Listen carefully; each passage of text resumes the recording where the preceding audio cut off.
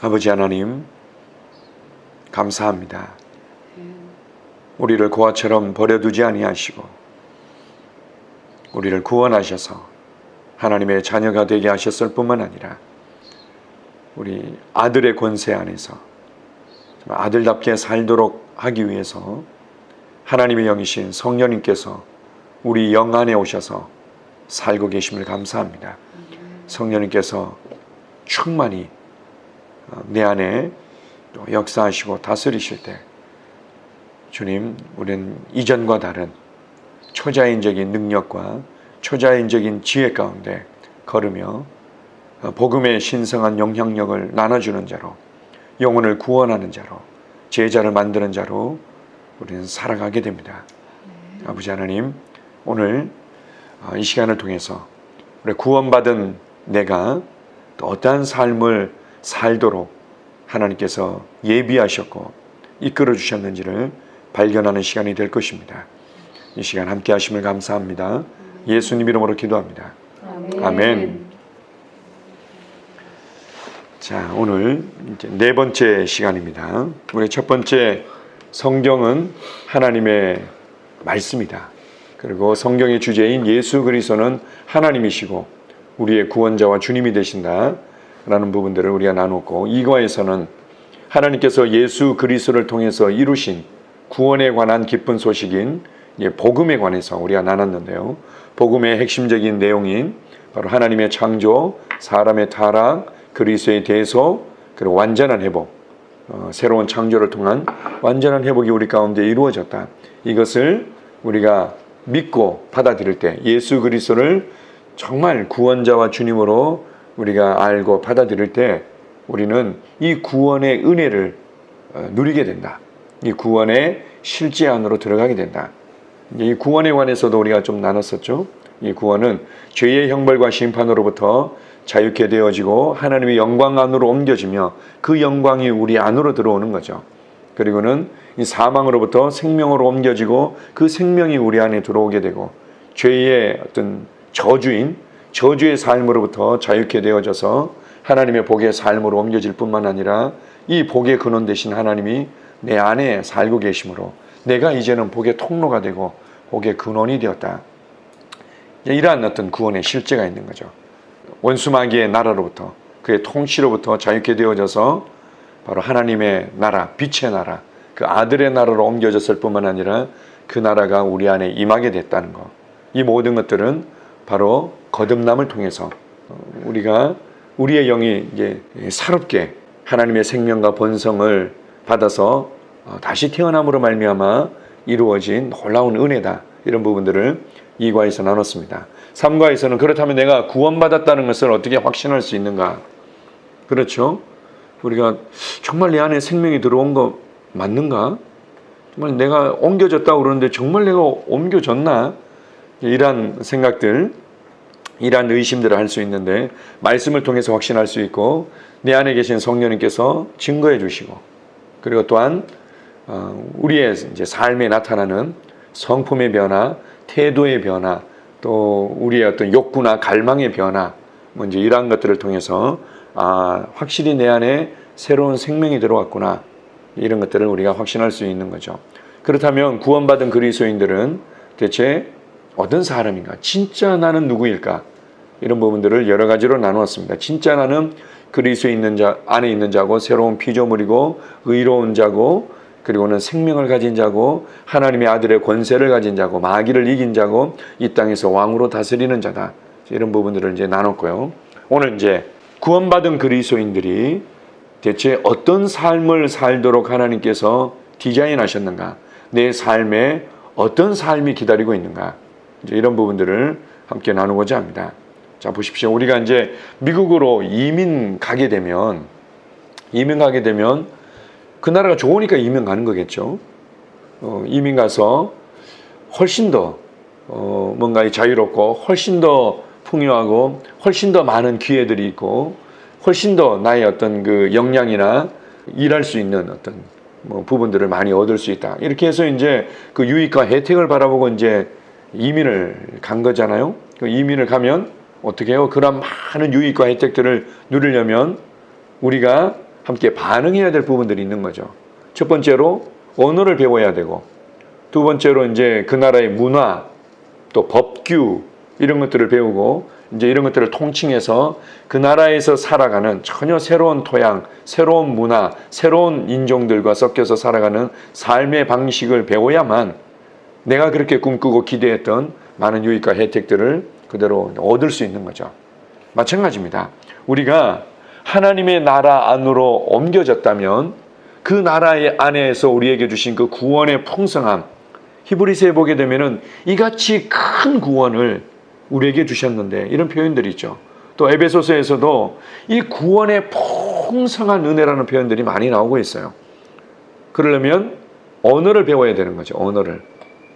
하늘나라의 언어를 배워야 돼요. 이 세상의 언어가 있고 하늘나라의 언어가 있는 거죠. 이 세상의 언어는 사실은 감각적인 언어죠. 눈에 보이는 거, 느껴지는 거, 경험되어지는 것만 말해내고 그것만 옳다고 얘기하지, 보이지 않는 세계에 대해서 뭔가 신뢰하고 인정하고 말해내는 언어가 아니죠. 감각적인 언어죠. 하늘나라의 언어는 사실은 믿음의 언어예요. 내가 보이든 보이지 않든, 느껴지든 느껴지지 않든, 경험되어지든 되어지지 않든 하나님의 말씀에 그렇다고 하면 그렇다고 믿고 말해내는 거, 그리고 말씀을 따라 믿는 믿음으로 말해낼 때 실제가 나타나는, 이건 이 믿음의 언어죠. 그리고 세상의 많은 언어들은 실패와 부정과 어두움의 언어들이 너무 많은 거예요. 못하겠다, 죽겠다, 어렵다, 부족하다, 미워서 난 진짜 못 견디겠다, 뭐 이런 언어들이 대부분이죠. 그러나 하늘 왕국의 언어들은 승리의 언어, 감사의 언어, 그리고 늘 풍요한 언어들이죠. 주님, 나는 구원받았습니다. 나는 가진 자입니다. 나는 그리스도 안에서 모든 것이 가능합니다. 나는 사랑하는 사람입니다. 내게 능력 주시는 자 안에서 내가 모든 것을 할 수 있습니다. 언어가 다른 거죠.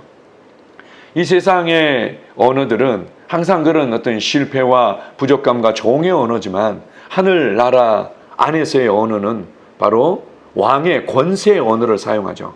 귀신을 향해서, 부족함을 향해서, 문제를 향해서 항상 예수의 이름으로 옮겨질지어다. 예수의 이름으로 치유될지어다. 예수의 이름으로 변화될지어다.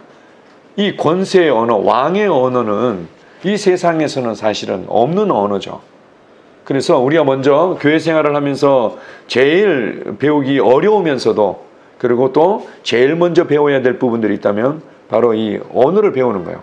우리가 미국으로 옮겨가서 영어를 제일 먼저 배워야 되듯이, 그리고 난 이후에 이제 또 우리가 배워야 될 여러 가지 이제 문화들이 있는 거죠.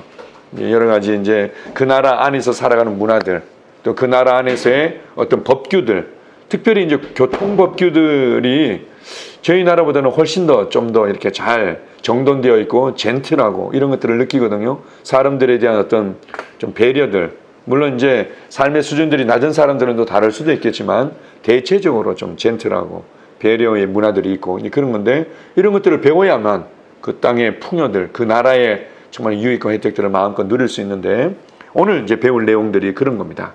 우리가 하늘나라 안에서 하나님의 왕국 안에서 누리는, 그리고 우리가 배우고 살아가야 될 삶의 방식이 무엇인가, 이것을 가르쳐주고 있습니다.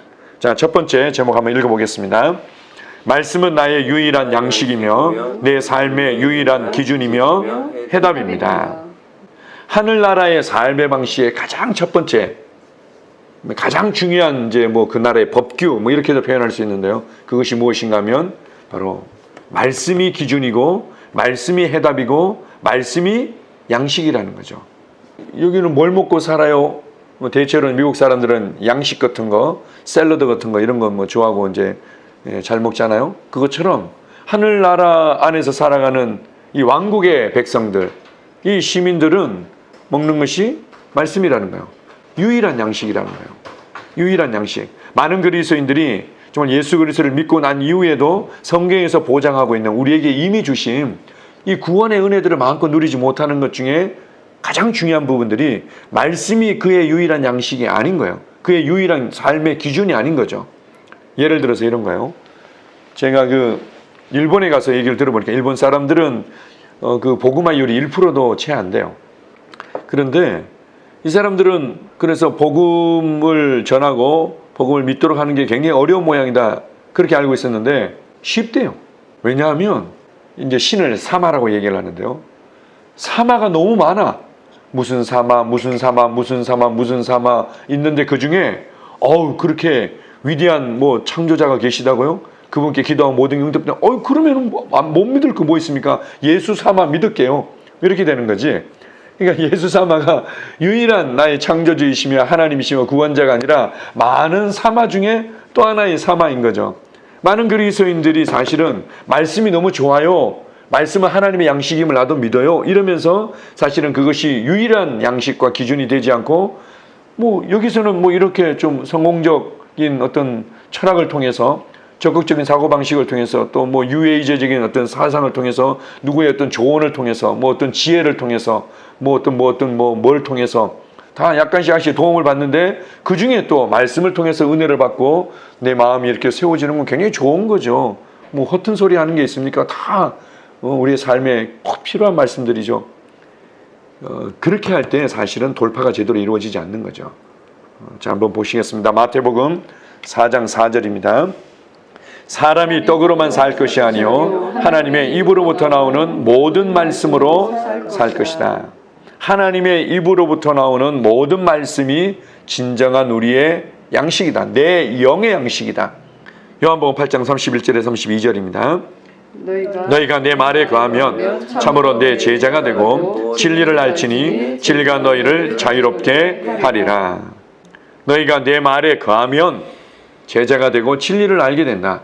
그리고 그 진리가 우리를 자유롭게 한다. 우리의 삶의 모든 해답이고 우리의 그 참된 자유를 주고 우리의 영향력과 우리의 삶의 바운더리를 확장시켜 주는 것은 진리를 알 때 그런 거죠. 진리를 알기 위해서는 여기 보면 내 말에 거하면 이렇게 얘기하죠. 거한다는 것은 산다는 거 아닙니까? 두 분이서 이제 같이 사시니까 어떻게 해요? 생각이 닮아가고 말이 닮아가고 반응하고 행동하고 선택하고 이 모든 것들이 이제 닮아가는 거죠. 그래서 말씀이 내 안에 거하도록 한다는 것은 말씀과 함께 살아가는 거예요. 그래서 말씀을 따라서 생각하고 말씀을 따라서 말하고 말씀을 따라서 행동을 하다 보면 진리를 알게 되는 거죠. 내 안에 생명이 있다는 게 이런 의미였군요. 내가 구원받아서 의롭게 되었다는 게 이런 의미였군요.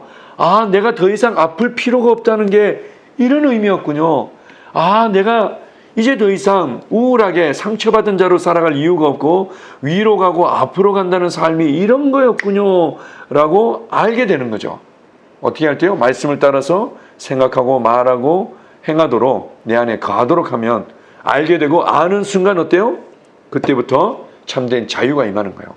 그때는 어둠으로부터 우울로부터 상처로부터 미움으로부터 부족감으로부터 모든 어려움으로부터의 자유가 임하게 되는 거죠. 그뿐만 아니라 나의 활동과 영향력의 역량들이 확장되는 것들을 경험하게 되는 겁니다.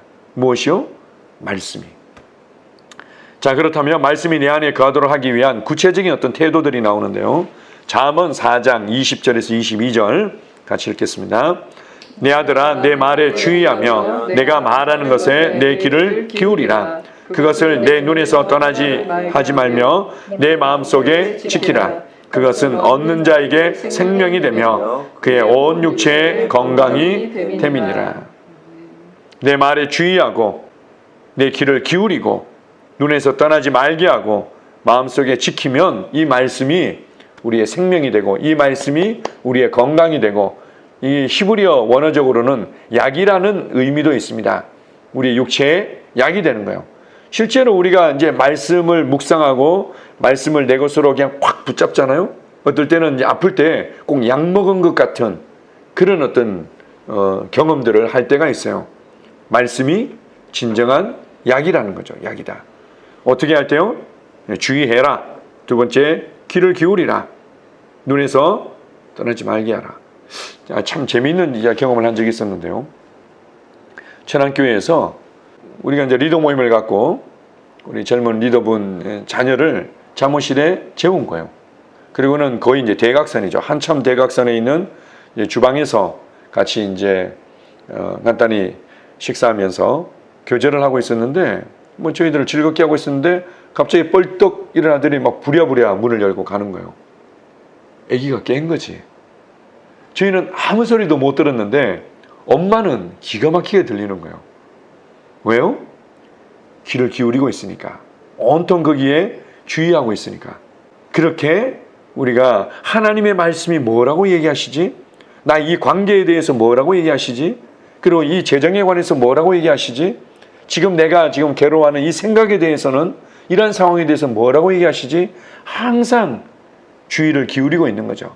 그러면 이 말씀은 당연히 어떤 약이 이렇게 우리 속에 소화되어져서 녹아져서 몸 구석구석에 약효를 내듯이 그렇게 이 말씀이 우리 안에 들어와서 생명의 활력을 얻게 하고 더 평강을 누리게 하고 더 강건하게 만들어준다.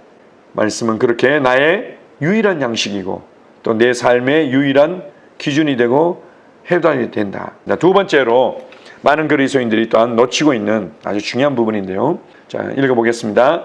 나는 보는 것으로 행하지 않고 믿음으로 살아갑니다. 나는 보는 것으로 행하지 않고 믿음으로 살아갑니다. 자, 고린도후서 5장 7절입니다.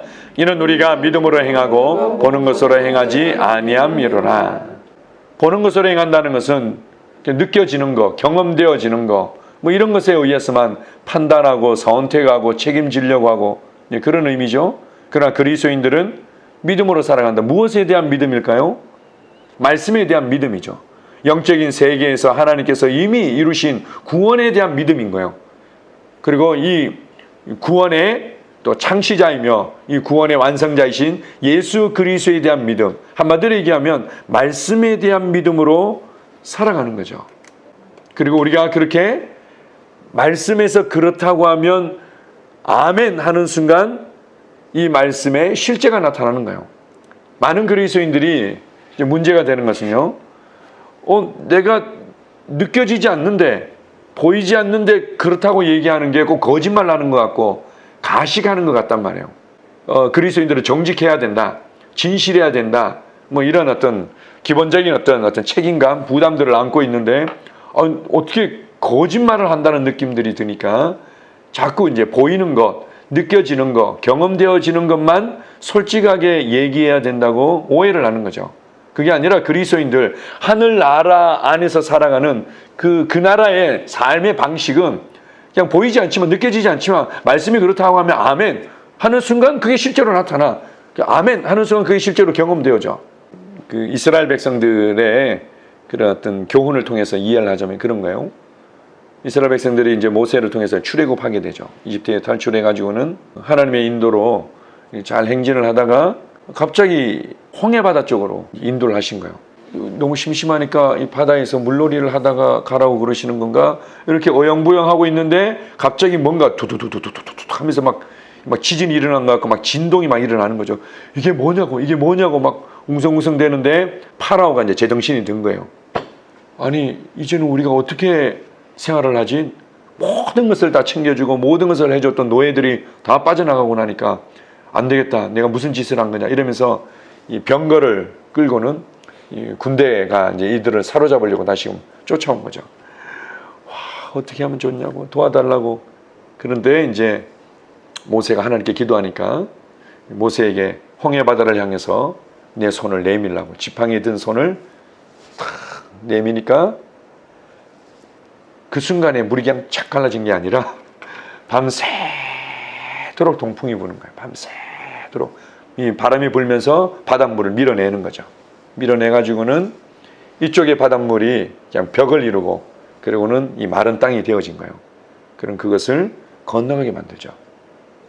하나님께서 바람을 부르셔서 바다에 길을 내시고는 그들이 그걸 지나가요. 그리고는 이집트의 이제 군사들, 이 파라오가 이거 어떻게 해야 되나 뭐 이렇게 하다가 그냥 어영부영 아니다 그래도 가자 이러면서 쫓아가다가 이 바닷물이 합쳐지면서 그들이 다 수장 당하고 말죠. 그렇게 해서 그들이 구원받았어요. 완전히 이제는 바로의 그 압제로부터 그 소나기로부터 더 이상 만질 수 없는 더 이상 상관없는 것으로 완전히 옮겨지고 참된 자유를 경험하죠. 그러나 그들이 가나안 땅에 들어갈 때는 그렇게 들어가지 않았어요. 가나안 땅에 들어갈 때는 바로 믿음을 가진 믿음의 세대들만이 들어간 거예요. 요단강이 당시에는 그 우리로 따지면 이제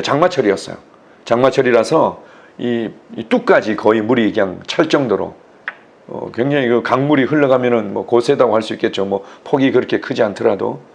그런데 하나님께서 이제 건너가라 라고 얘기하시니까 제사장들이 법궤를 메고는 그냥 들어갔어요.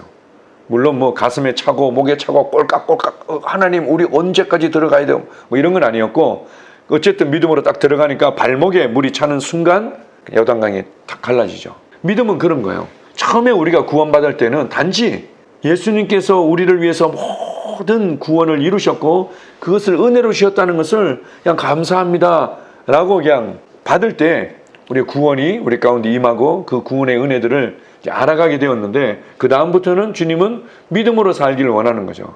믿음은 보이든 보이지 않든 하나님께서 말씀하는 순간 그것은 이미 이루어진 것이다. 하나님께서 말씀하는 순간 이미 그것은 내게 역사한 것이다 라는 믿음으로 발을 내딛는 순간 나타나는 거죠. 발을 내딛는 순간 풀어지는 거예요. 사랑도 마찬가지죠. 그리스도인들이 이런 부분들을 너무 많이 놓치고 있어요. 나중에 제가 이 복음을 알고 난 이후에 믿음으로 행한다는 게 뭔지를 알고 난 이후에 얼마나 자유로운지 몰라요. 아, 내 안에 하나님의 사랑이 있다고요? 내 안에 하나님의 평강이 부어져 있다고요? 내가 그것을 인식하고 그것을 말하고 평강이 있는 사람처럼, 사랑이 있는 사람처럼 그냥 반응하는 거예요. 그러면은 우리 안에 평강이 나의 어둠을 몰아내고 불안을 몰아내고 내 삶에 이 구원의 풍성한 은혜들이 나타나기 시작하는 거죠. 자, 로마서 12장 3절입니다. 내게 주신 은혜로 말미암아 너희 각 사람에게 말하노니 마땅히 생각할 그 이상의 생각을 품지 말고 오직 하나님께서 각 사람에게 나누어 주신 믿음의 분량대로 지혜롭게 생각하라. 각 사람에게 나누어 주신 믿음의 분량이 있다. 영어로 a measure이라고 얘기하지 않고 그 분량이라는 것을 the measure이라고 이제 번역을 했어요. 이제 헬라어 원어적으로도 그렇고 그것은 각 사람에게 동일한 일정의 분량의 믿음이 주어졌다는 거예요. 이게 무슨 말인가 하면요, 이런 거죠. 항상 그 사람이 어떤 말을 할 때는 그것에 대한 자신의 믿음이 녹아져 있는 거죠. 마찬가지로 하나님의 말씀에는 하나님 수준의 하나님의 믿음이 녹아져 있는 거예요. 그래서 말씀을 들을 때 하나님의 믿음이 우리 안에 전이 되어져서 반응이 나오게 되어 있는 거죠. 그래서 믿음이라는 것은 하나님의 말씀에 대한 나의 영의 반응이다. 뭐 이렇게 이제 그 의미를 알려주기도 하는데요. 자, 보십시오. 하나님께서 우리를 사랑하셨다. 하나님께서 우리를 예수님을 통해서 구원하셨다. 예수님이 모든 값을 지불하시고 우리를 구원하셨다. 그래서 너희가 단지 마음으로 믿고 입으로 시인할 때 구원받아 라는 복음을 들을 때 이 구원을 확신하고 구원을 받아들일 수 있는 믿음이 내 안에 들어온 거예요. 내가 순전한 마음으로, 정말 겸손한 마음으로 있는 그대로 말씀을 잘 받아들이면 우리 안에 이 구원을 확신하고 받아들일 수 있는 믿음이 전이 되어진 거죠. 그래서 그러면 나 예수님을 구원자와 주님으로 나 모셔드릴래요 라고는 그 믿음으로 이 예수님을 우리가 모셔드리게 되는 거죠. 그래서 나는 믿음이 없습니다 라고 말할 수 있는 사람이 아무도, 만약 믿음이 없었다면 다 구원받지 못했을 거란 말이에요. 구원받은 그리스도인들에게는 다 믿음이 있어요. 하나님께서 우리가 복음을 듣고 구원받을 때 이 일정한 분량의 믿음들을 다 넣어주신 거죠. 그런데 이 믿음은 단지 뭐 작은 믿음, 큰 믿음, 이런 믿음, 저런 믿음이 있는 게 아니라 다 동일한 믿음이었다는 거예요. 베드로후서 1장 1절은 이렇게 말합니다. 예수 그리스도의 종이요 사도인 시몬 베드로는 우리 하나님과 구주 예수 그리스도의 의를 힘입어 동일하게 보배로운 믿음을 우리와 함께 받은 자들에게 편지하노니. 자, 시몬 베드로가 성도들에게 편지를 쓰면서 이렇게 얘기해요. 너희는 말이야 나와 동일하게 보배로운 믿음을 함께 받은 자들이야. 천주교에서는 베드로를 어마어마하게 위대한 이제 성자로 이렇게 추앙을 하는데요. 그런데 베드로는 실제로 뭐라고 얘기하는가 하면은 너희들은 나와 동일하게 보배로운 믿음을 함께 받은 자들이야. 베드로 안에 있었던 믿음과 우리 안에 있었던 믿음이 다르지 않다는 거예요. 동일하게 보배로운 믿음이라는 거죠. 다른 차이가 있다면 베드로는 그 믿음을 계속해서 먹이고 잘 사용한 것뿐이고 우리는 그것을 잘 인식하지 못하고 잘 먹이지 못하고 덜 사용한 것뿐이고, 우리도 이러한 믿음들을 계속 사용하면 바울처럼 베드로처럼 당연히 그렇게 살 수 있죠. 자, 로마서 10장 17절입니다. 그러므로 믿음은 들음에서 나며 들음은 그리스도의 말씀으로 말미암았느니라. 그런데 이 믿음은 강한 믿음을 주세요. 이렇게 기도해서 생기는 게 아니라는 거예요. 믿음은 기도해서 생기는 것이 아니라 어떻게 해요? 들을 때 생기는 거다. 들을 때. 하나님의 말씀에 녹아져 있는 하나님 수준의 믿음이 전이 되어지는 거죠. 말씀을 들을 때. 그렇게 해서 믿음이 자꾸 강화되어지고, 그리고 실제로 나의 삶의 현장에 관계든 자녀 문제든 뭐 아내 문제든 건강이든 뭐 치유든 재정이든 뭐 이런 부분에 실제로 이 믿음을 발휘해 볼 때, 말씀에서 그렇다고 했기 때문에 나는 아멘 하고 그렇게 이제 반응하면서 믿음을 사용해 볼 때 우리도 이제 사도와 같은 그런 믿음의 수준으로 자라갈 수 있는 겁니다. 자, 가장 첫 번째로 우리가 기초를 닦아야 될 하늘나라의, 하늘 왕국의 삶의 방식이 있다면 말씀으로 살아가는 삶, 또 그게 바로 믿음으로 사는 삶이죠. 이 부분에 있어서 분명할 필요가 있습니다. 자, 세 번째, 어떤 삶의 방식이 나에게 주어졌는가? 그것은 하나님의 사랑으로 살아가는 것입니다. 자, 로마서 5장 5절입니다. 소망이 우리를 부끄럽게 하지 아니함은 우리에게 주신 성령으로 말미암아 하나님의 사랑이 우리 마음에 부은 바 됨이니. 우리에게 주신 성령으로 말미암아 하나님의 사랑이 우리 마음에 한 방울 똑 떨어졌다, 이렇게 얘기하지 않았거든요. 근데 어떤 그리스도인들은 그냥 하나님의 사랑이 스포이드로 한 방울 똑 떨어뜨린 것처럼 오해하는 사람들이 있어요. 여전히 이제 느낌으로 그렇게 느껴지는 거죠. 아니, 나는 도저히 저 사람 용서 못할 것 같아요. 내가 어떻게 저 사람을 사랑해요? 내가 저 사람을 어떻게 친절하게 대할 수 있어요? 난 죽었다 깨어나도 못해요. 혹시 하나님의 사랑이 강권하신다면 가능할 수도 있을 것 같아요. 그래서 그리스도인들이 용서나 어떤 그 사랑해야 될 걸 놓고 기도하는 기도 제목 중에 이런 기도들이 참 많아요. 하나님, 하나님의 사랑이 나를 강권하여 주셔서 저 사람을 용서할 수 있도록 해 주시옵소서. 뭐 이제 이런 기도들을 참 많이 해요. 근데 그건 여전히 어떻게 해요? 그런 간절함에 아버지께서 어떤 모양으로든 역사하시는 부분들은 있기는 있어요. 우리가 자녀이고 그분은 아버지시기 때문에. 그런데 정확한 영적인 원리는 내 안에 무엇이 있는지를 인식하고 그것을 말하고 그대로 반응하라는 거죠. 네 안에 사랑이 부어져 있다. 그래서 사랑이 부어져 있는 것을 인식하고 부어져 있는 것처럼 말하고 부어져 있는 것처럼 손을 내밀 때 어떻게 해요? 자, 보십시오. 우리 영 안에 성령님을 통해서 영 안에 이렇게 부어져 있는데 어떤 면에서는 이게 댐이나 뚝에 이렇게 갇혀 있는 것 같은 이제 그런 거죠. 그런데 그것을 우리가 인식하는 순간 뭔가 균열이 가기 시작해. 그것을 제가 말하는 순간 이 뚝의 일부가 막 무너지기 시작해. 그리고 내가 느낌과 상관없이 그 사람에게 손을 내밀고 그 사람을 허그하는 순간 이게 뚝이 팍 무너지면서 안에 있었던 이 부어진 이 하나님의 사랑이 확 흘러가는 거죠. 그게 한 번 그렇게 되어지고 두 번 그렇게 되어지고 세 번 그렇게 되어지면 이 댐이 완전히 무너지면서 그동안 내 안에 이렇게 뭔가 없는 것처럼 느껴졌던 실제적인 사랑의 강물이 확 흘러가게 되는 거예요. 자, 요한 1서 3장 14절입니다. 우리가 형제를 사랑함으로 사망에서 옮겨 생명으로 들어간 줄을 알거니와. 우리가 사망에서 생명으로 들어간 줄을 너희가 알지 않느냐. 어떻게 압니까? 아, 내 안에 사랑이라는 게 생겼구나. 다른 사람에 대해서 아예 관심도 없었고 다른 사람들에게 내가 뭐 어떤 식으로 대하든 그냥 나를 위해서 내가 그렇게 했는데 뭐가 문제야 라고 했던 부분들이 이제 점점 불편해지기 시작하는 거예요. 아, 저 사람이 좀 힘들었겠다. 저 사람이 좀 굉장히 좀 상처가 됐을 수도 있겠다. 이 신경이 쓰이고 마음이 불편해지고 오히려 좀 친절하게 대해주고 싶고 그리고 때로는 기도가 되고 내가 이전에는 없던 어떤 뭔가 들어왔구나. 그게 바로 하나님의 사랑이라는 거죠.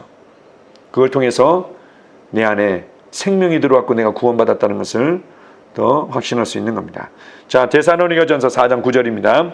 형제의 사랑에 관하여는 너희에게 쓸 것이 없음은 너희들 자신이 하나님의 가르치심을 받아 서로 사랑함이라. 하나님의 가르치심을 받게 되어 있다. 그래서 좀 사랑하십시오. 제발 좀 그런 식으로 살지 말고 사랑하세요 이렇게 가르칠 필요가 없다는 거예요. 하나님께서 우리를 가르쳐 주세요. 어떻게 해요? 우리가 싫은 소리하고 여전히 미움을 가지고 있고 뭔가 이렇게 상처를 주고 이러면은 이전에는 별로 지가 잘못했으니까 이러고는 그냥 뭐 편하게 지냈는데 이제는 괴로운 거야. 뭔가 내가 대단히 잘못한 것 같고, 세상 사람들 보면은 야, 너 이상해. 그게 너 그렇게 힘드니? 넌 잘못한 거 없는 것 같은데? 이렇게 얘기를 해줘도 내가 안에서 이제 불편하고 너무 괴로운 거예요. 뭐 때문에요? 하나님이 가르쳐 주시는 거죠. 그 본성이 가르쳐 주시고 하나님께서 야, 제가 얼마나 힘들겠니? 네가 먼저 전화 한번 해봐. 네가 먼저 많은 선물을 하나 해서 먼저 한번 줘보지 그러니, 이런 어떤 하나님의 가르치심이 있어요. 모든 사람들에게는 이런 하나님께서 본성을 통해서든 아니면 내적인 음성이나 직감을 통해서 가르쳐 주시는 부분들이 있죠. 이것이 진정한 하늘나라의 삶의 방식이고 나의 삶의 방식이다. 자, 네 번째, 그리스도인은 어떻게 살아가는가? 같이 읽습니다. 나는 성령의 능력으로 지혜롭게 살아갑니다. 에스겔서 36장 26절 27절입니다. 새 영을 너희 속에 두고 새 마음을 너희에게 주되 또 내 영을 너희 속에 두어.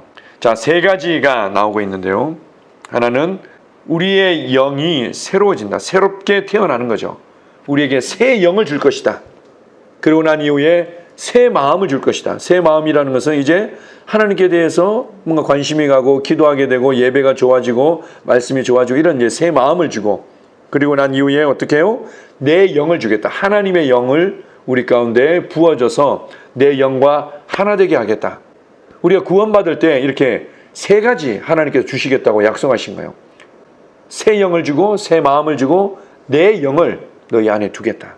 요한복음 14장 26절입니다. 보혜사 곧 아버지께서 내 이름으로 보내시는 성령, 그가 너희에게 모든 것을 가르치고 내가 너희에게 말한 모든 것을 생각나게 하리라. 내가 너희에게 모든 것을 가르치고 내가 너희에게 말한 모든 것을 생각나게 하리라. 성령님께서 오셔서 우리에게 모든 것을 가르쳐 주신다고 말씀하시죠. 그럼 어떻게 해요? 우리는 지혜롭고 탁월해질 수밖에 없죠. 얼마나 신납니까? 그리고 얼마나 사람들이 지혜로워질 수 있습니까? 실제로 제가 그 성령의 충만함을 받고 방언으로 기도를 많이 했던 그 좀 청년 때 일정 기간이 있었어요. 평상시보다 훨씬 많이 하고 늘 성령님을 인식하면서 살던 때가 있었는데요. 어느 날 제가 이제 버스를 타고 학교를 가면서 성경을 암송하고 있었는데요. 제가 주님께 그렇게 기도했어요. 주님, 제가 언제 이렇게 이 기억력이나 암기력이 좋아졌죠? 제가 언제 이렇게 통찰력이 좋아졌죠? 그냥 알겠는 거예요. 이 상황을 알겠고 이 사람의 의도를 알겠고 제가 언제 이렇게 똑똑해졌죠? 제가 이렇게 하나님께 기도한 적이 있었는데요. 이전에 비해서 제가 그렇게 고백할 만큼 뭔가 변화가 있는 거죠. 성령님께서 우리를 그렇게 이 땅에서 지혜롭게 살아가도록 가르쳐 주시는 분이다.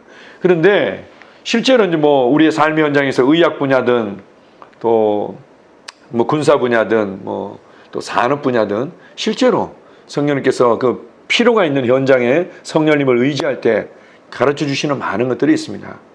제 개인적으로는 그런 일들이 참 많았어요.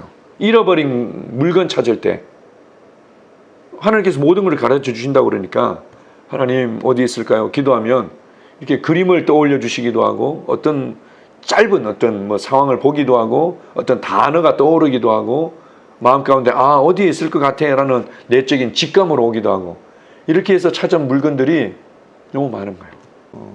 우리의 삶을 알고 계시고 우리의 삶에 관심이 있으시고 또 우리가 그렇게 내어드리는 것만큼 우리의 삶에 실제적으로 그렇게 감동하시고 가르쳐 주시고, 물론 그것은 내가 기도할 때만 그런 건 아니에요. 책을 읽을 때나 성경을 읽을 때나 또 다른 사람들이랑 교제할 때 순간적으로 또 그런 거죠. 네가 얼마 전에 나한테 이렇게 기도했었지, 그것에 대한 응답이 바로 이 사람의 입을 통해서 너에게 준 거야 라는 어떤 그런, 사람과 교제할 때 전혀 이 사람은 A라는 것을 얘기했는데 제 속에는 C라는 것에 대한 아이디어가 확 폭발을 하면서 이 응답이었군요, 이런 것도 있어요. 이 성령님께서 사실은 우리 안에서 가르쳐 주시는 거죠. 자, 디모데후서 1장 7절입니다. 하나님이 우리에게 주신 것은 두려워하는 마음이 아니요 오직 능력과 사랑과 절제하는 마음이니. 이게 헬라어 원어적으로는 이 마음이 아니라 영으로 되어 있어요. 이 푸뉴마라고 되어 있는데요. 하나님께서 두려움의 영을 주신 적이 없다는 거죠. 두려움은 하나님께 속한 것이 아니다. 능력의 영을 주셨고 사랑의 영을 주셨고 절제하는 영을 주셨다. 이 절제하는 영을 주셨다라는 이 헬라어 원어를 보게 되면 이렇게도 번역할 수 있다는 거예요. 한글 킹제임스 버전은 건전한 생각의 영이라고 번역을 했는데 이 건전하다는 또 의미 가운데는 또 탁월하다라는 이제 의미로도 번역을 할 수 있다는 거죠. 그래서 성령님께서는 우리를 견고하게 하고 우리를 탁월하게 하실 수 있는 좀 지혜와 총명의 영이시라는 거죠. 지혜와 총명의 영이시다. 자, 빌립보서 4장 13절입니다. 내게 능력 주시는 자 안에서 내가 모든 것을 할 수 있느니라. 성령님의 능력을 통해서 정말 이 초자연적인 지혜로 이전보다 훨씬 더 탁월하게 나아가서는 모든 것을 할 수 있는 삶을 살아갈 수 있다는 거예요. 이 문맥적으로 보면요, 이 모든 것이라는 것은 실제적으로는 이런 의미예요. 사도 바울이 이렇게 얘기합니다. 내가 재정적으로 굉장히 궁핍한 상황에 처한 적도 있었어. 그러나 그때 여전히 하나님을 찬양하고 하나님께 감사하며 하나님을 일을 하는데 어떠한 부족함도 없었어. 그리고 내가 재정적으로 굉장히 풍성하고 넉넉한 데 처한 데도 있었는데 그때도 겸손히 주님을 사랑하고 감사하며 하나님의 일을 하는데 어떠한 막힘도 없었어. 내가 사람들의 오해를 받고 공격을 받고 멸시를 받고 짓밟히는 상황에서도 나는 여전히 주님을 신뢰하고 사랑하고 하나님의 일을 하는데 어떠한 막힘도 부족함도 없었어. 반대로 사람들이 나를 그냥 존경하고 칭찬의 말을 하고 나를 높여주고 이런 상황에서도 나는 여전히 겸손하게 주님을 사랑하고 섬기면서 하나님의 일을 하는데 어떠한 문제도 없었어. 왜? 내게 능력 주시는 분이 계시기 때문에, 나는 그분 안에서 모든 것이 가능하기 때문에. 이게 이제 앞뒤 문맥으로 봤을 때는 그런 의미죠. 그런데 그것뿐만 아니라 말 그대로 모든 것을 할 수 있어요. 모든 것을. 여전히 물론 이제 나의 믿음의 수준과 내가 할 수 있는 삶의 어떤 역량들을 아버지께서 자녀로서의 우리의 상황을 알고 그 수준에서 모든 것이 가능하도록 이끄시는 분이죠. 예를 들어서 내가 하나님 내게 1,000억짜리 건물을 주시옵소서, 나는 모든 것이 가능합니다. 그건 하나님을 시험하는 거죠. 그것을 감당할 만한 믿음도 역량도 아니지만, 그러나 지금 나의 믿음의 수준과 나의 역량과 나의 어떤 영향력에 나의 세상에서 할 수 있는 모든 것이 가능하다는 거예요. 성령님을 통해서. 이것이 그리스도인들의 삶의 방식이다. 5번째 같이 읽습니다. 나는 언제나 치유와 신성한 건강을 누립니다. 이사야서 53장 5절입니다. 그가 찔림은 우리의 허물 때문이요 그가 상함은 우리의 죄악 때문이라. 그가 징계를 받음으로 우리는 평화를 누리고 그가 채찍에 맞음으로 우리는 나음을 받았도다. 지난번에도 나눴지만 이것은 한 700여 년 전에 이사야라는 예언자를 통해서 예언된 말씀이죠.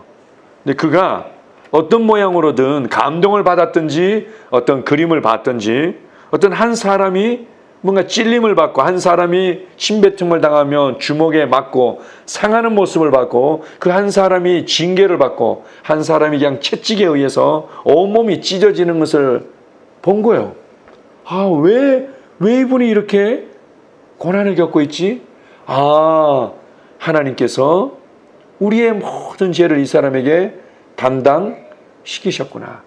그리고 더 놀라운 것은요, 이 사람이 얼굴이 상하고 징계를 받으면서 온몸이 찢어지는데 사람들에게 있었던 그 질병, 그 질병의 고통으로 힘들어하던 사람들의 육체가 깨끗이 낫는 것들이 보인 거죠. 우와, 그분이 채찍을 맞을 때 사람들이 나음을 받았구나. 그것을 이제 기록한 이제 예언의 말씀이죠. 그리고 그것이 실제로 예수님을 통해서 성취되어졌습니다. 베드로전서 2장 24절입니다.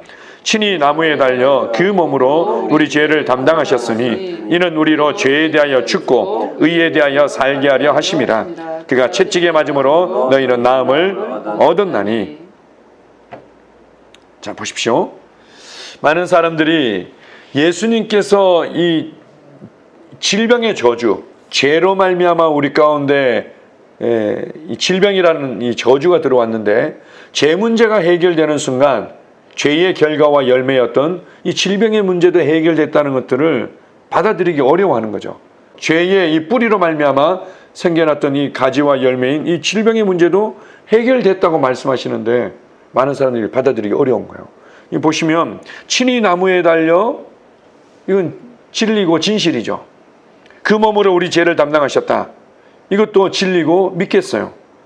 이는 우리로 죄에 대하여 죽고 의에 대하여 살게 하려 하심이라. 이것도 진리고 이것도 믿겠어. 그리고 그가 채찍에 맞음으로 이것도 진리고 믿겠어요. 그런데 너희는 나음을 얻었나니 이건 잘 모르겠어.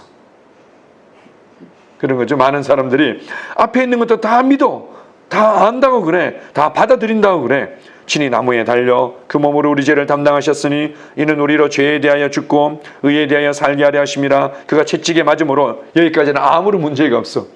그런데 너희는 나음을 얻었어. 이미 받은 거야. 이미 2000년 전에 예수님이 값을 지불하실 때 그때 이 질병의 저주가 끝났어. 더 이상 그것이 너를 주장하고 네 몸을 괴롭히고 네 몸을 파괴할 어떠한 권리도 근거도 없어. 이렇게 얘기하는 겁니다. 단지 안 아프다, 안 아프다, 안 아프다, 안 아프다 이렇게 하는 것이 아니라 네가 내 몸에 역사할 수 있는 권리와 근거는 아무것도 없어. 너에게는 한 치의 땅도 발을 디딜고 밟을 수 있는 권리가 없어. 당장 나가. 이제 이렇게 되어졌다는 거죠. 시편 103편 3절에서 5절입니다. 그가 내 모든 죄악을 사하시며 내 모든 병을 고치시며 내 생명을 파멸에서 속량하시고 인자와 긍휼로 관을 씌우시며 좋은 것으로 내 소원을 만족하게 하사 내 청춘을 독수리같이 새롭게 하시는도다. 하나님이 얼마나 좋으신 분인지 우리의 모든 죄악을 사하신다, 용서하신다. 감사하죠. 근데 여기서 딱 끝나는 경우들이 많은 거예요. 그 뒤에 동시에 그분은 내 모든 병을 고치시는 분이다. 그리고 생명을 파멸해서 속량하시고 우리의 소원을 만족하게 하시는 분이다. 좀 아름답죠? 자, 요한 3서 1장 2절입니다. 사랑하는 자여 내 영혼이 잘된 같이 내가 범사에 잘되고 강건하기를 내가 간구하노라. 하나님 아버지의 마음이죠. 나는 내 혼이 잘되기를 원해. 그리고 나는 네가 범사가 잘되기를 원하고 내 육체가 항상 강건하기를 원해. 이것이 나의 뜻이야. 이렇게 알려주시는 겁니다. 그런데 왜 사람들이 이렇게 질병에 고통받고 어려움을 겪습니까? 이미 구원의 은혜 가운데 이 구원의 선물 보따리 안에 치유라는 것이 우리에게 선물로 주어졌는데 왜 누리지 못하는가? 당연한 거죠. 그거는 지식이 없기 때문이다. 첫 번째, 내 백성이 나를 아는 지식이 없으므로 망하는도다. 말라리아 약이 이미 나왔다는 것을 들어본 적이 없는 거예요. 이렇게 고통받는 게 당연한 거고 누구도 죽었고 우리 아버지도 또 이것 때문에 고통받아 돌아가셨고 누구도 죽었고 뭐도 안 되고 이건 들어본 적이 없는 거죠. 아니, 말라리아 약이 개발되어졌어. 이것만 맞으면 돼. 지식이 없기 때문에 여전히 그렇게 머물러 있는 거죠. 두 번째는 지식은 있어요. 알겠어. 그런데 이것을 내 것으로 취하지 못하는 거예요. 그래? 그렇다면 이거 반드시 나는 이걸 취해서 나는 이렇게 살기 싫어요. 이렇게 돼야 되는데 많은 사람들이 좀 하다가 그래요? 좋죠. 그럼 나도 한번 해볼까요? 이렇게 하다가 뭐 안 되면은 뭐 또 이렇게 병원에 가서 뭐 이렇게 할 수도 있고 또 안 되면은 또 뭐 이렇게 뭐 할 수도 있고 이렇게 늘 뭔가 아주 굉장히 위중하다면 당연히 그것은 치료를 받으면서 함께 그 수준에서 믿음을 발휘해야 되는 건 당연한 거지만 그렇지 않은 경우에는 그냥 이것은 내 거야. 난 반드시 이것을 경험하고 말 거야. 치유의 말씀이 진짜라면 이게 진리라면 나는 이거 반드시 경험하고 말 거야. 라고는 확 붙들고 집중해야 되는데 그냥 조금 하다가 안 되면 말지 뭐. 조금 하다가 이렇게도 하면 될 거 아니야. 뭐 이렇게 희지부지 돼버린다는 거죠. 세 번째는 잘못된 고백 때문에 그런 거죠. 그런다고 됩니까? 안 돼요. 어려워요. 죽겠어요. 힘들어요. 다들 그렇게 살아요. 그리고 뭐 꼭 그런 식으로만 해야 돼요. 그리고는 뭐 하나님이 우리를 사랑하신다면서 왜 이것도 해결해 주지 않아요? 이런 하나님의 말씀과 일치하지 않는 나의 마음이 실린 이런 많은 잘못된 고백들이 결국은 이 하나님의 치유의 능력을 묶어버리는 거죠. 치유의 은혜들을 묶어버린다. 네 번째로 주의 몸을 분변치 못한다는 부분들이 있는데요. 이것은 이제 성찬을 떼는 거룩한 예수 그리스도의 이 살과 피를 의미하는 떡과 포도주를 나누는 것에 이제 나오는 말씀인데요. 여러 가지 이제 의미들이 있지만 한마디로 얘기하면 사랑으로 기능하지 않는 것을 얘기합니다. 자, 이제 성찬에 관해서 간단하게만 말씀드리면 이런 거예요. 성찬의 의미가 크게 이제 몇 가지가 있는데, 하나는 예수님의 몸이 찢겨짐으로 말미암아, 채찍 맞고 찢겨짐으로 말미암아 이 질병의 저주에 대한 값이 대신 지불되어졌구나. 그렇다면 나는 더 이상 아플 필요가 없지. 이런 의미가 있고요. 또 우리가 그것을 예수님의 몸을 상징하는 이 떡을, 빵을 떼서 먹을 때 그분의 생명이 내 안에 들어옴으로 말미암아 내가 생명을 얻고 그분과 하나 되어졌다는 것을 의미하는 부분이 있어요. 그런데 동시에 굉장히 중요한 또 의미가 있는데 뭔가 하면요. 제가 여러 차례 좀 설명을 드렸는데, 제가 예전에 청년 때 교회 생활할 때 그런 교회가 있었어요. 그 교회는 매주 성찬식을 했어요. 매주 예배 때. 그러면 이제 한 그 섬기시는 분이 밀가루에 아무것도 안 들어가는 밀가루를 반죽해가지고는 그것을 구워서 가져오세요. 구워서 이렇게 가져오시면 요만한 이제 소쿠리에다가 그 이제 그 전병이라고 그러죠. 구운 전병을 올려놓고 거기에 이제 하얀 손수건을 이렇게 덮어요. 그리고는 이제 선포를 하죠. 이제 성찬에 대해서 말씀을 나누고 나서 이제 인도자가 그것을 눌러요. 그 소리는 정말 그 뭘로 표현할 수 없는 소리였어요. 빠지직, 빠지직, 빠지직, 빠지직.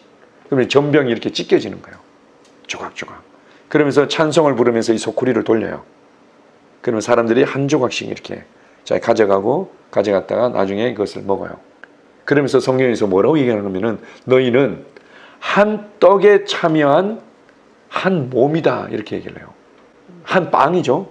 우리나라 이제 그 문화의 번역으로는 떡이라고 그러는 한 떡에 참여한 하나였는데, 그리고 우리가 그 찢겨진 몸을 하나씩 가져감으로써 우리는 새로운 생명을 얻고 우리의 육체가 또 강건하게 되어졌는데, 동시에 우리는 한 떡에 참여한 한 지체이고 그 한 몸의 부분이라는 거죠. 다른 말로 얘기하면 성찬식은 그리스도 안에서의 주님과 우리가 하나됨을 간증할 뿐만 아니라 성도와 성도들이 하나라는 것을 간증하는 예식이에요. 우리는 그리스도 안에서 한 형제요 하나입니다. 한 몸입니다. 이런 것을 간증하는 예식인데 어떻게 해요? 다른 사람들에서 미워하고 너는 우리랑 안 맞으니까 헤어져, 너는 우리랑 안 맞으니까 우리끼리, 이렇게 해가지고는 고린도 교회 아볼로파, 바울파, 또 베드로파, 그리스도파 이렇게 분열되어 있었다는 거예요. 너희가 이렇게 하나됨을 간증하는 그리스도의 몸을 분별하지 못하고 떡을 떼면은 오히려 이 하나됨을 간증하는 이 진리가 너희들의 어둠을 드러냄으로 말미암아 원수 마귀에게 문을 열어주게 된다. 그래서 질병의 공격을 받아서 아픈 자들이 많고 심지어는 죽는 자들도 생겼다. 그래, 주의 몸을 분별해라. 이제 이런 말씀이에요. 한마디로 얘기하면 사랑으로 기능하지 않을 때 질병의 문을 열어주게 되는 거죠. 이 지식을 알고 또 내가 믿음을 발휘해서 어떨 때는 치유를 경험하기도 하는데 또 어떨 때는 치유를 경험하지 못하는 부분들을 잘 분별해 보면 그 중에 사랑으로 기능하지 않고 여전히 미움이 있다든지 아주 꺼리낌이 있다든지 그걸 품고 있을 때 하나님의 치유의 능력이 풀어지지 못하는 거예요. 우리가 바로 그 능력을 제한하고 있는 거죠.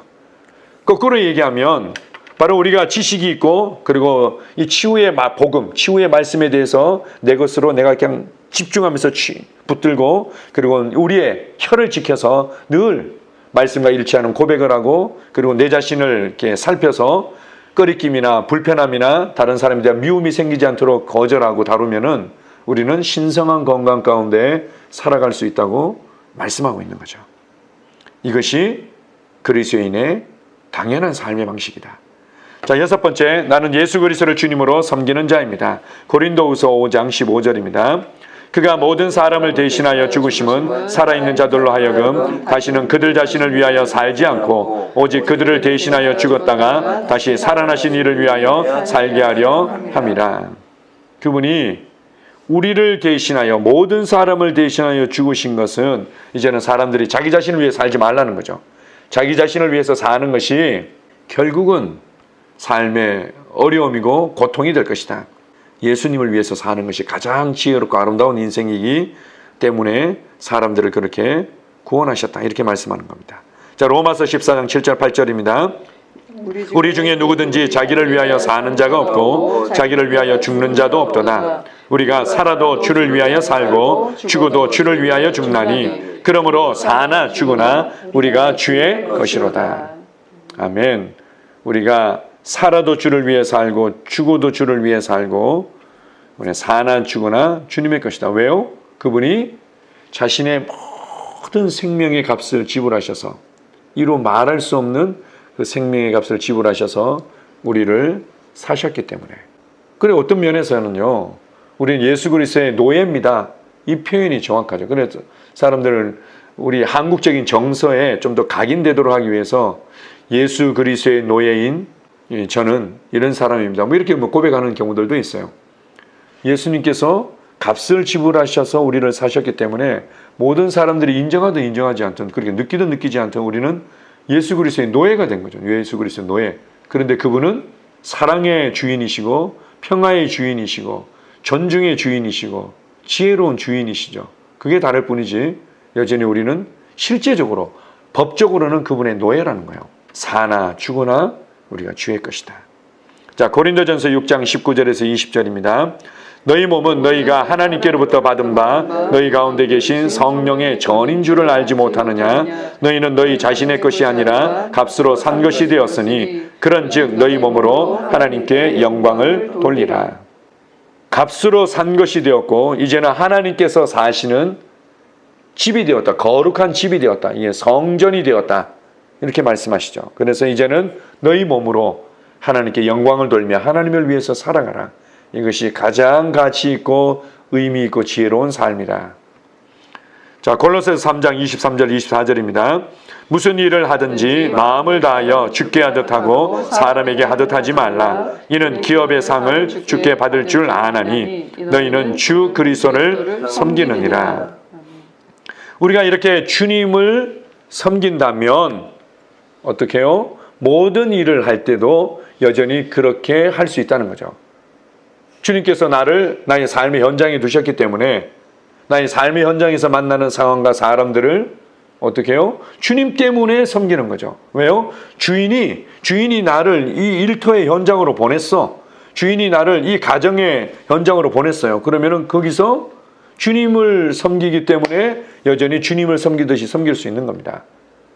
주님께서 내게 주신 삶이기 때문에. 자, 마지막으로 7번. 하나님의 왕국 안에서 하늘나라 안에서 살아가는 사람들의 삶의 방식이 무엇인가? 그것은 영혼을 구원하고 복음을 나누는 삶이다. 제목 다시 한번 읽어보겠습니다. 나는 영혼을 구원하고 복음을 나누는 자입니다. 고린도후서 5장 19절입니다. 곧 하나님께서 그리스도 안에 계시사 세상을 자기와 화목하게 하시며 그들의 죄를 그들에게 돌리지 아니하시고 화목하게 하는 말씀을 우리에게 부탁하셨느니라. 아멘. 하나님과 화목해 되었다. 하나님은 더 이상 이제 우리를 향해서 화가 나 있거나 심판하시기 위해서 계산하시는 분이 아니시라는 거죠. 예수님의 생명의 값이 지불되어져서 이제는 하나님과 우리 사이에 막힌 담이 완전히 무너졌어요. 하나님이 우리를 싫어하시거나 심판하실 그 어떠한 근거도 완전히 제거되어졌죠. 하나 되어졌다. 화목해 되어졌다. 이제는 화평을 누릴 수 있다. 그러면서 뭐라고 얘기합니까? 그런데 나는 말이야 너하고 이렇게 화목해 됐을 뿐만 아니라 저 사람하고도 그렇게 막힌 담 없이 화목해 되기를 원해. 네가 좀 도와줄 수 없겠니? 라고 부탁하셨다는 거예요. 하나님께서 명령하셨다는 말씀도 있긴 있지만 동시에 뭐라고요? 부탁하셨다는 거예요. 우리한테. 이 땅에서 그 사람에게 직접 찾아갈 수 있고 그 사람에게 전화할 수 있고 그 사람의 손을 만질 수 있고 그 사람에게 복음을 말해줄 수 있는 것은 육체를 읽고 있는 너 아니니. 그리고 그 사람에게는 어쩌면은 너가 유일한 통로일 수도 있어. 네가 좀 도와줄 수 없겠니? 이렇게 부탁하셨다는 거예요. 참 놀랍죠? 마가복음 16장 15절입니다.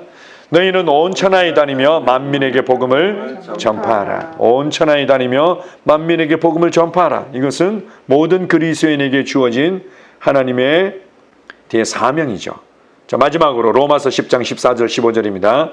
그런즉 그들이 믿지 아니하는 일을 어찌 부르리요? 듣지도 못한 일을 어찌 믿으리요? 전파하는 자가 없이 어찌 들으리요? 아름답도다 좋은 소식을 전하는 자들의 발이여 함과 같으니라. 아멘. 아름다운 발이 있다. 아름다운 발, 매니큐어를 아주 이쁘게 잘 칠한 발이나 로션이나 뭐 좋은 영양 크림을 잔뜩 잘 발라서 매끈매끈하는 발이 아름다운 발이 아니라 어떻게 해요? 복음을 실어 나르는 발, 복음을 가지고 찾아가는 발이 아름답다. 왜냐하면 듣지 못했는데 어떻게 믿을 수 있겠니? 믿지 못하는데 어떻게 구원받을 수 있겠니? 주님 말씀하시는 거죠. 그리스도인들의 발이 가장 아름답다는 거예요. 이 세상에 있는 발들 중에서 그리스도인의 발이 가장 아름답다. 복음을 실어 나를 수 있는 발이기 때문에. 그리고 그들이 복음을 들을 때 구원받고 하나님의 자녀가 되고 하나님과의 그 영원한 화목과 다시금 그들을 향한 계획과 부르심을 발견하고 이룰 수 있기 때문에. 자, 이렇게 해서 그리스도인의 삶의 방식에 대해서 더 많은 부분들을 우리가 나눌 수 있지만 이렇게 7가지를 같이 나눴습니다. 자, 제목만 다시 한번 읽어보겠습니다. 자, 1번부터 시작. 말씀은 나의 유일한 양식이며 내 삶의 유일한 기준이며 해답입니다. 나는 보는 것으로 행하지 않고 믿음으로 살아갑니다. 나는 하나님의 사랑으로 살아갑니다. 나는 성령의 능력으로 지혜롭게 살아갑니다. 나는 언제나 치유와 신성한 건강을 누립니다. 나는 예수 그리스도를 주님으로 섬기는 자입니다. 나는 영혼을 구원하고 복음을 나누는 자입니다. 아멘.